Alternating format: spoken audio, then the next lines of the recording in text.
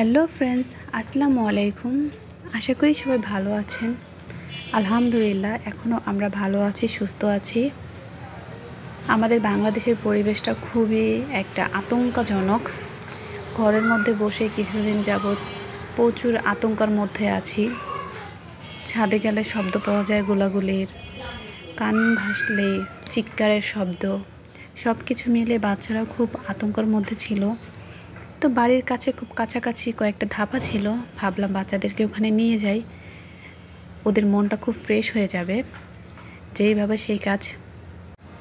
তো বিকেলে আমরা প্রায় সন্ধ্যা হয়ে গিয়েছিল, আজানের কিছুক্ষণ আগে আমরা বের হয়ে যাই বাচ্চাদের নিয়ে। ঘুরতে গিয়েছিলাম আমি, আমার শাশুড়ি মা, আমার ননদ, পাশের বাসার ভাবির ছেলে মেয়ে, সবাই একসাথে আমরা বের হয়েছিলাম। এই জায়গাটা প্রচুর লাইটিং, বেলুন, দোলনা, গাছ।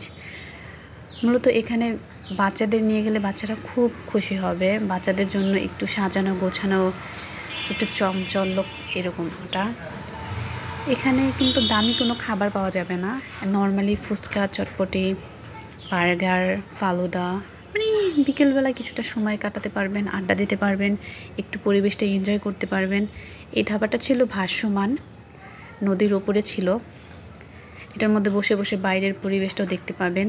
তো বাচ্চাদের এন্টারটেনমেন্ট দেওয়ার জন্য পাশাপাশি একটা ট্রেনও ছিল বেবিদের জন্য, বাচ্চারা যেন এনজয় করতে পারে। তো এখানে বাচ্চারা এনজয় করছিল, খুবই এনজয় করছিল। মাশাল্লাহ মাশাল্লাহ, আমার ছেলেটা তো খুবই আনন্দ পেয়েছে।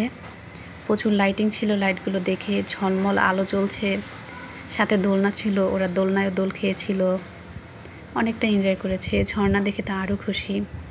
তো দেখতেই পাচ্ছেন জায়গাটা কিন্তু খুব সুন্দর।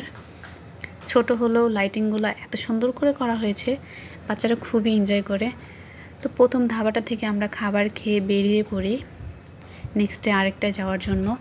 তো আজকে আমরা কি কি খাবার খেয়েছি ওইগুলো আর আপনাদের সাথে শেয়ার করলাম না। বাচ্চারা কতটা এনজয় করেছে, আমরা কতটা এনজয় করেছি, ওটাই আপনাদের সাথে শেয়ার করছি।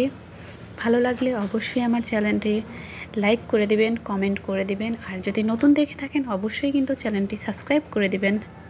তো এখানে আমার রাফি একা একা হাঁটছে আর দুষ্টুমি করছে, দেখতেই পাচ্ছেন, হাঁটতেছে ও দাদুর হাত ধরে দুষ্টুমি করছে। সামনে আরেকটা রেস্টুরেন্ট বলতে পারেন, ছোটোখাটো একটা ধাবা। দেখতেই পাচ্ছেন কতটা লাইটিং।